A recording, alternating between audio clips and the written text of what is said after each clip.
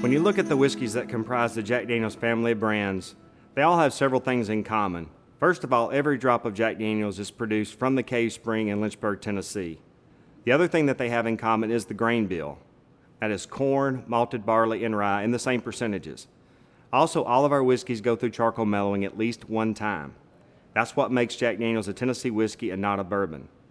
The other thing that's unique about Jack Daniel's is that all of our whiskey will go into a barrel that we manufacture for ourselves. So everything that we use is brand new, charred white oak, and we're the only people in the industry today that actually make our own barrels. So that gives us a level of control over what will happen in maturation that many companies won't be able to achieve.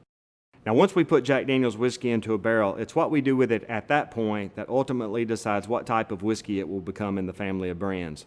The higher a barrel is located in a warehouse, the hotter it gets and the faster it matures for the days that it's located there.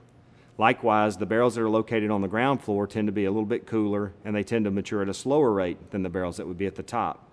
We can actually create a very consistent whiskey by taking barrels that have been matured on the ground floor of some warehouses, the middle floor and the top floor of other warehouses, and put that together into a batch that you would know as Old No. 7 Black Label Tennessee whiskey. And today that's the #1 selling whiskey in the world. It's bottled at 80 proof, and even though we don't know why Jack called it Old No. 7, that particular whiskey went on to win 7 different gold medals.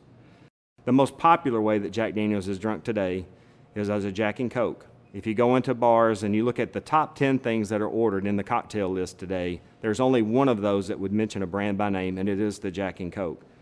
Now, that was the only whiskey that Jack Daniel's made for 100 years. It was in 1988 that we decided to offer a new whiskey from Jack Daniel's, and ultimately that became known as a product called Gentleman Jack.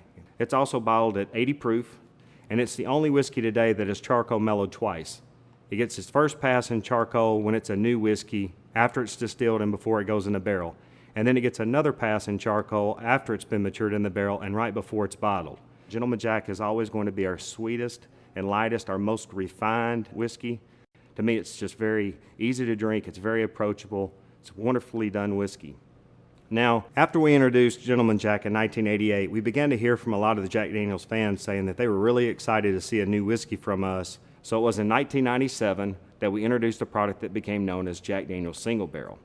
It has a bottle proof that would be anywhere from 90 to 94 proof, and it's the only product that is what its name says it is. It's actually product that's taken from one individual barrel. That barrel always comes from the Angel's Roost, which is the highest and hottest location of a warehouse. And what happens in the Angel's Roost is typically that the angel share on the barrel is going to double.